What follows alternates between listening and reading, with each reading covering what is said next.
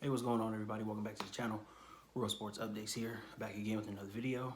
We'll get straight into it. You see the thumbnail, you see the title. ESPN, they just hired a political commentator to be their woke spokesperson, I guess.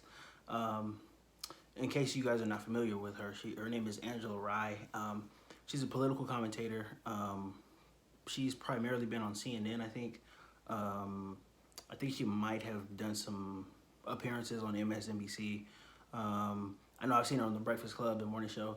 I've seen her several times there. So she's around. I think she's written a few books. I think she has a podcast, stuff like that.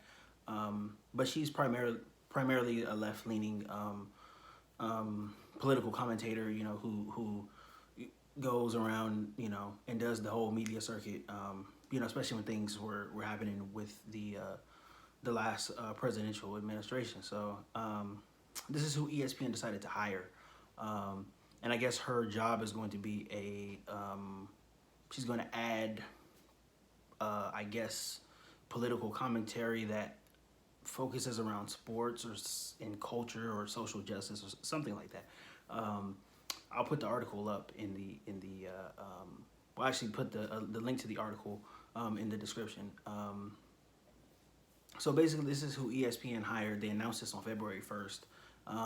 So I know it's been a few days since the announcement, but it's very, very clear that ESPN is trying to push this this really liberal slash feminism slash social justice agenda, and it's very weird because it wasn't that long ago. I'm pretty sure it was during the Trump administration. There was a memo that came out from the president at the I think he still is the president, Jimmy Pitaro at ESPN. You know, he basically let everybody know that they are going to try to transition away from politically charged rhetoric on their network. And I remember it because it got criticized a bunch when it came out, and you know, a lot of people were mad. Who, you know, the people who weren't you know, fans of Trump or whatever was going on, they were mad that, you know, these talking heads on the sports network couldn't talk politics. And you know, for me, it made sense. Like, you want to stay away from that. It doesn't matter which side you really fall on. Like, you want to stay away from it just altogether. Especially ESPN being the sports network, I can understand why they would want to stay away from that, which makes this hiring very, very puzzling to me, and it makes it very suspicious. The thing about it is this is going to end in a disaster. This is 100% going to end in a disaster. Nobody wants this. Nobody asked for it. And she really does. She really has no place on a sports network. The thing that I know about it is that ESPN, they probably had some meetings. They probably have a plan to, you know, put her in. I haven't, you know, I'm not a big, I don't watch ESPN a whole lot, so I don't know if she's been on there yet. But I think they have a plan to kind of, they announced it. You know, it went through the news cycle. Now, you know, people are starting to forget about it. So now I think they're going to roll it out. And I think they're going to have her be primarily starting off probably on some of the podcasts, because, you know, the ESPN, their podcast network, has grown over the past few years, you know, just like all the major channels have. So I think she'll probably end up being on these podcasts, so she can fly under the radar. And I think they are going to gauge, they're going to gauge the reaction and the interest based off of, you know, how she does on some of these podcasts. And also some of the things that she says. Like, if I just have a feeling that she's a very, very smart, she's an intelligent woman, very, very attractive as well too, but she's smart enough to know, she's smart enough to read a room, that I don't think that she's going to come out like full scorched earth when she does like start off doing some of these podcasts. And she certainly won't be doing this on television if she, you know, if eventually she gets there. Um, but just like I said, this is going to end in a disaster. But I think ESPN has a plan to kind of mitigate that a little bit. And I think it's just it depends on how they roll her out, and it also depends on what she says and what type of content she delivers. The overall gist of this is it really is. We're at a point right now in society where people are encouraged to speak too much. Um, you know, I and you know in years past, generations past, decades past, right? You know, people. That's one of the things you always hear with, you know, well, back then we didn't have a voice. Back then nobody had a voice. Whatever, such and such. Which, you know, depending on the situation that you're speaking about, which is true. You know, for most of the, you know, minorities, women, and all that stuff, they didn't have a voice back then. But right now we're in this position. It's 2022.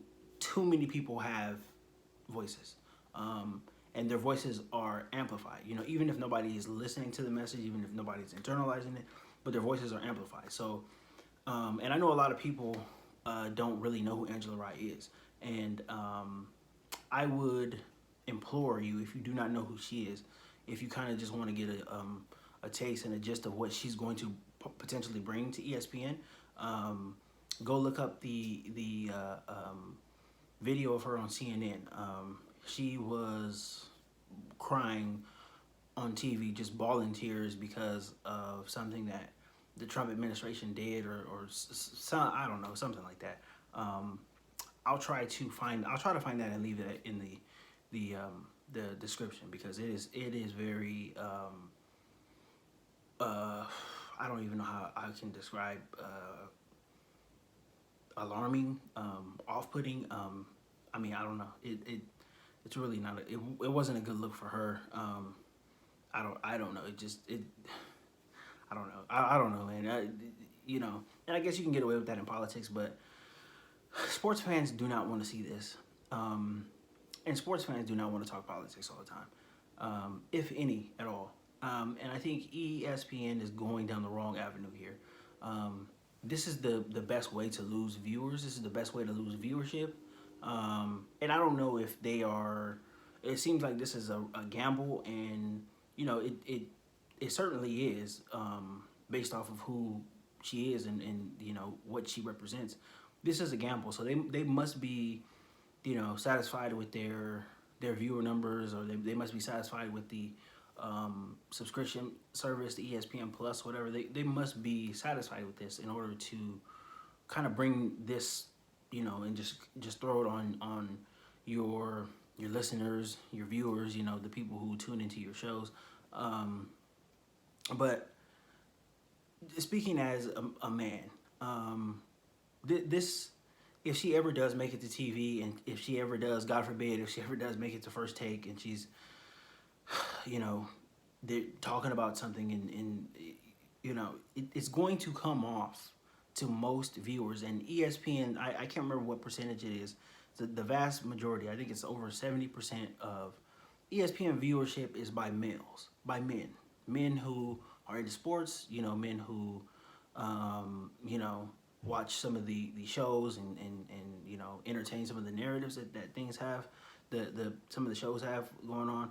This is going to come off, her being on TV or in any prominent position, speaking about social justice and race and culture and all this type of stuff, is going to come off as very preachy to a lot of men, and you know, specifically, you know, the white guys. Like, it's going to come off as preachy, and I can understand from that standpoint. Like, nobody's turning to ESPN, nobody's turning to any of the sports channels to be talked down to.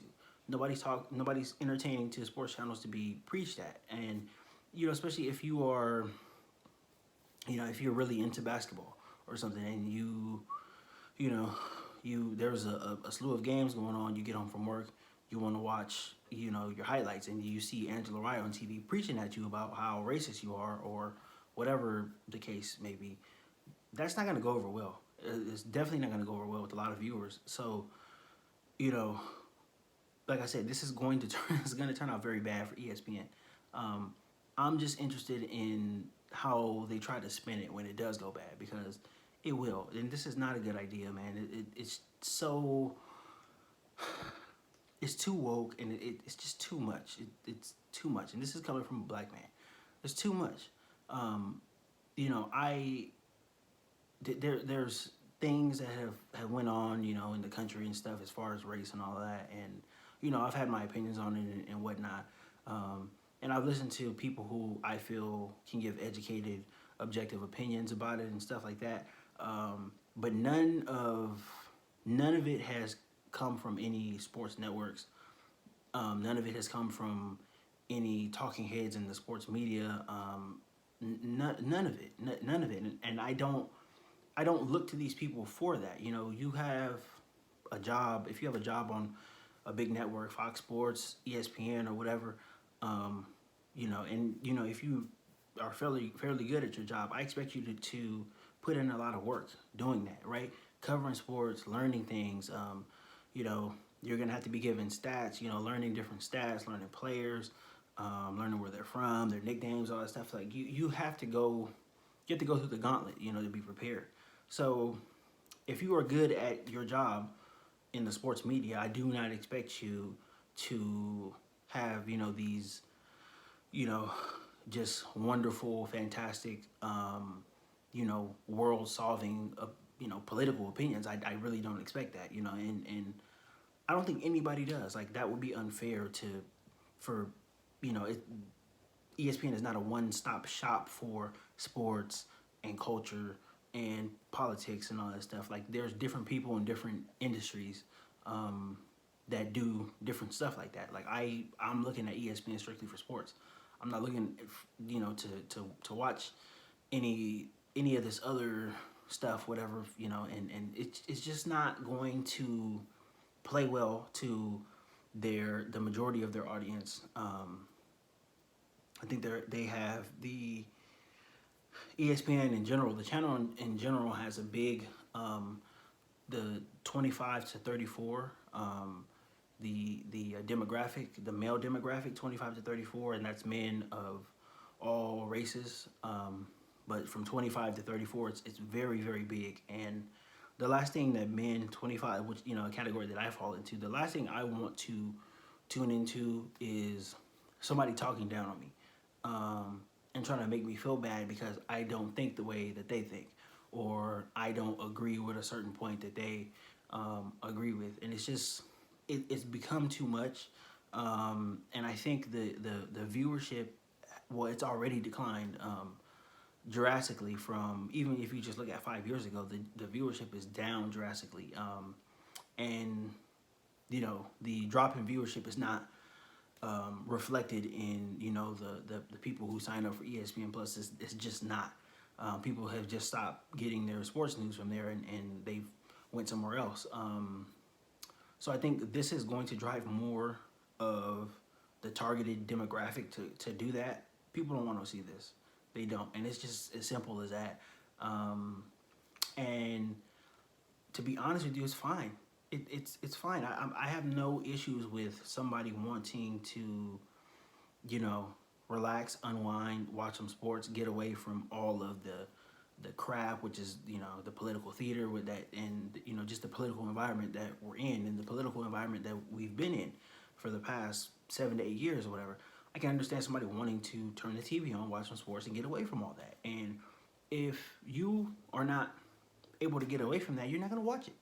And it's just as simple as that. And you know, I don't think that people want to, you know, turn on the TV and be called racist, and don't want to, you know, just continually be berated and continually be talked down to, and continually have somebody else's opinions thrown on you. It's just not. It's not going to turn out well. You know, it's that, it's the race thing, and then the culture thing could be, you know, easily disguised as what culture, like feminism culture. And I know Angela Rye is somebody who does speak, you know, in certain terms about, you know, what the feminist stuff and all that. Like, it's just not going to play well with your male-driven audience. ESPN is what it is right now because of the men who watch it. You know, and that's not to say that women don't watch it or whatever, but men consume sports. Men are the biggest consumers of sports, you know, here in America. Men drive the markets. Men drive the sports markets. Men do not want to be preached to and do not want to be talked down to by some woman who comes from the political world, who doesn't know anything about sports, who's not connected to sports in any way, shape, or form. And as somebody who's heard Angela Rye talk, I've never heard her mention anything about sports ever, ever. And I've heard her talk, and I've seen several of her interviews.